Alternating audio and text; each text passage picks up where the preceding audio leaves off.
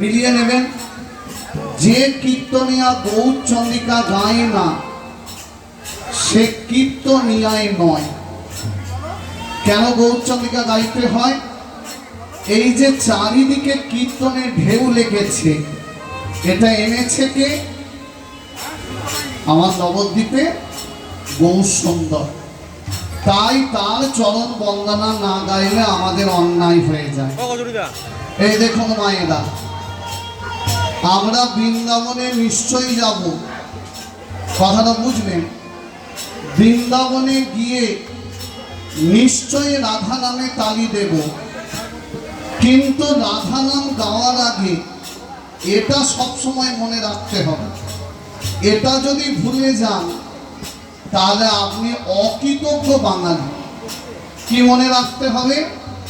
আমরা সত্য যুগের মানুষ নই, আমরা ত্রেতা যুগের মানুষ নই, আমরা দ্বাপর যুগের মানুষ নই। আমরা কোন যুগের মানুষ?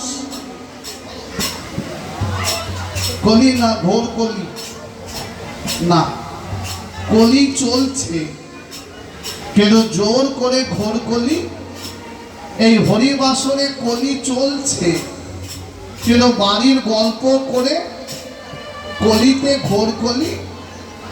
হরিবাসরে বসে ফোনেতে ফেসবুক হোয়াটসঅ্যাপ করা, মানে কলি চলছে কিন্তু অনলাইনে অ্যাক্টিভ হয়ে ঘোর কলি।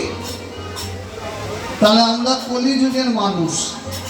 কলি যুগের ভগবান কে বলুন? কে বলতে পারে? ঠিক বলেছেন না, মুখের দিকে তাকানোর কিছু নেই, আপনি বলেছেন ঠিক। সত্য যুগের ভগবান কে বলুন? কে বলতে পারে? বাহ, কথাগুলো বুঝবেন, এগুলো কিন্তু সাংঘাতিক কথা। সত্য যুগের ভগবান নারায়ণ, ত্রেতার ভগবান রামচন্দ্র, দ্বাপরের ভগবান কৃষ্ণচন্দ্র, কলির ভগবান গৌরচন্দ্র।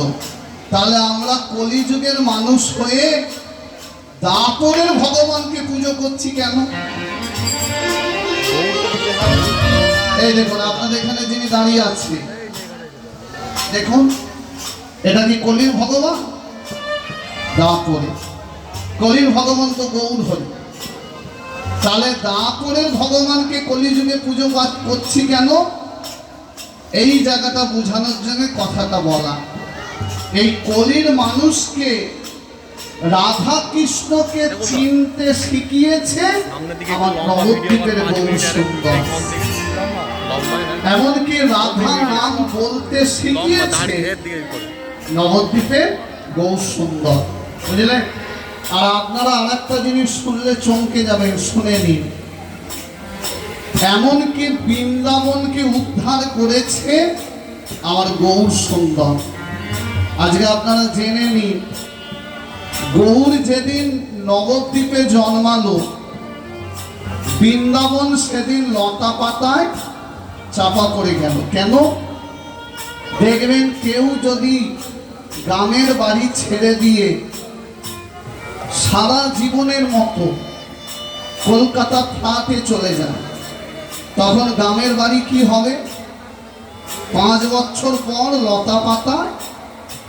তেমন দেশের বাড়ি বৃন্দাবন, সেখান থেকে চলে এলো সবাই মিলে নবদ্বীপ। তাই বৃন্দাবন চাপা পড়ে গেল। বৃন্দাবনকে উদ্ধার করেছিলেন গৌর হরি, 6 জনকে পাঠিয়েছিল। তবে কলির মানুষ বৃন্দাবনকে দেখতে পেল, নালে চাপা পড়েই থাকতো। সেই 6 জনের নাম কি? কে বলতে পারে? বলুন।